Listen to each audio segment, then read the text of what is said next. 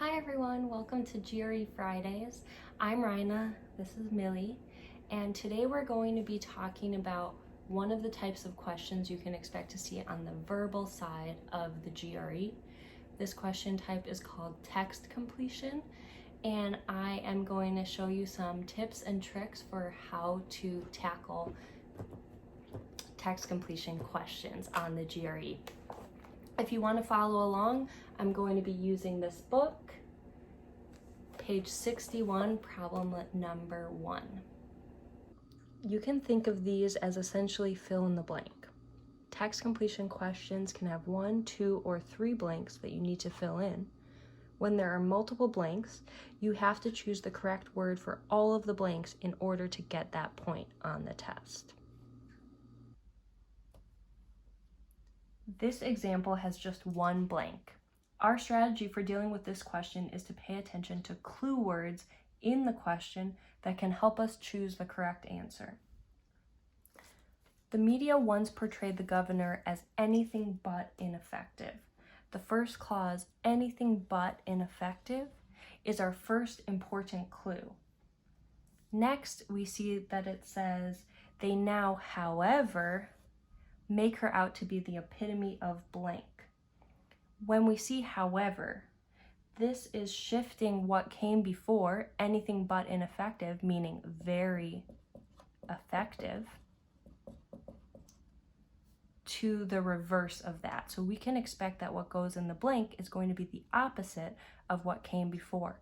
Before she was very effective, but however, now she's ineffective. That's the sort of word that we're going to be looking for in the answer choices. Our next challenge is that while we know the word we're looking for is ineffective, we still have to figure out which of the actual answer choices means ineffective. Let's think through several strategies we can use to find the answer. First, study vocab. The more words you know, the greater chance you'll recognize most of the words when you get to the test. But the thing is, even if you memorize 500 new words, you still may come across a word on the test that you don't know. So here's what we're going to do.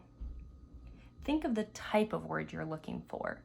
Here we know we're looking for a word ineffective. I'm going to call that a negative type of word. Now I can easily cross out any word I come across in the answer choices that is more of a positive word. Right away I see I can cross out brilliance and dynamism as possible answers because they are both positive. Brilliance means bright, and dynamism refers to vigorous activity and progress. Next I come to the word egoism. This is a negative word, but it doesn't seem to be the correct negative word because egoism is referring to self-importance, which is not quite ineffective. We can always leave it open as an option as we're going through the process of elimination, but I'm going to say I don't think egoism is the word. Okay, now we come to the last 2 words that for me are the most difficult. Our next strategy that we're going to use in this situation is to look at the words and see if we can pull out any roots of the words that remind us of other words or that we know what that root actually means. Punctiliousness, for example. I recognize punct. It sounds like punctual, which is a word that means on time, and so it leads me to believe that punctiliousness is probably a positive word. This would be a great way to now choose fecklessness as my answer. Punctiliousness actually means showing great attention to detail. So this is the exact opposite of the type of word that we're looking for. So again, we can cross it out. And we're left with fecklessness as our answer. Fecklessness literally means ineffective.